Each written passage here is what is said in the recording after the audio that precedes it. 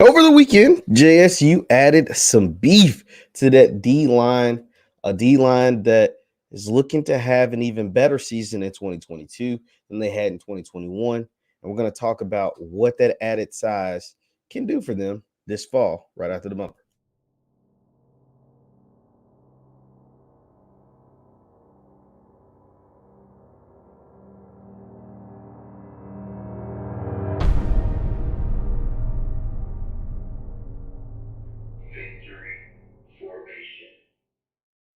What is going on, everybody? What is going on, everybody? My name is JeffLightsyJr. here with the Black Boss channel and Victor Formation. Thank you guys for tuning in. Be sure to hit that thumbs up button, like, share, subscribe, and notification bell because we upload every single day. Now, JSU Coach Prime added some much needed presence, much needed size on that defensive line with the commitment of Darel Middleton. Darel Middleton was a former defensive lineman at the University of Tennessee and at West Virginia. He is now coming to JSU after originally committing to Alabama A&M. So Jackson State did two things here that will help them in the long run. One, they stole a recruit from Alabama A&M. Alabama A&M, who I think is not getting talked about enough, has a really good team coming into this year. They just have to figure out the quarterback situation, whether it's going to be Quincy Casey or Jaron Williams or, one of those guys who's going to win the quarterback battle there in Huntsville. I think they can have a really good team.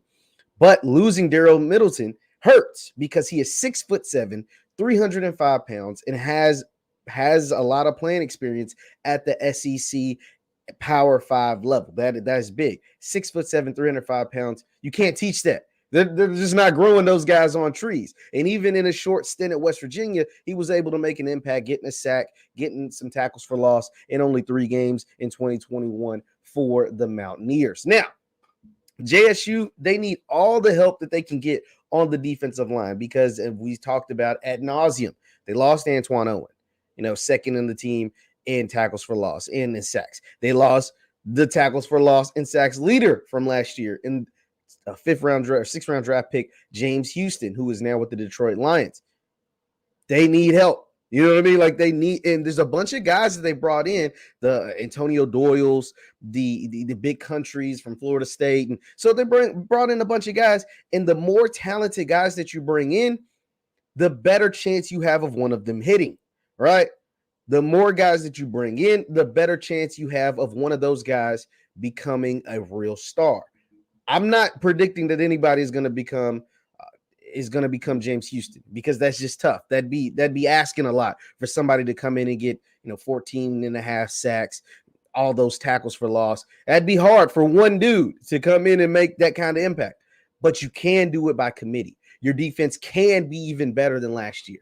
When you add a Travis Hunter, when you get Nugget for another year, and you add guys on the defensive line, you get an Aubrey Miller surprisingly coming back. Right, you can be better. You lost to Keontae and Antoine Owen and James Houston, of course. But this JSU defense can actually be better.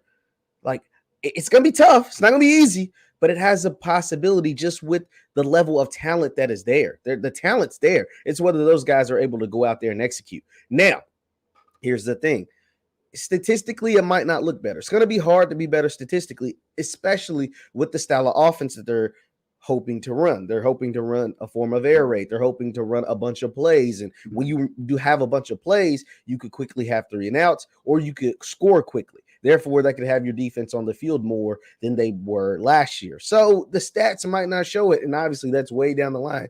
We're only in June. We're not, we're talking football in June when games aren't going to be played till September, but still adding a Darel Middleton, 6'7", 305 pounds to a defensive line that already has a bunch of talented guys. Now, unproven. Don't get it twisted. They're unproven, except for like Katron Evans and some of the guys that are coming back from last year. But they are talented, like vastly talented. We'll see what they'll be able to do. But I love this addition of Darel Middleton. Like I said, for the 2 reasons: the fact that you're able to take him away from Alabama A&M. That hurts one of your SWAC competitions. That hurts one of your rivals. That hurts a team that's going to be fighting to rebound. Connell Maynard, he's not just going to sit around and be mediocre, be average.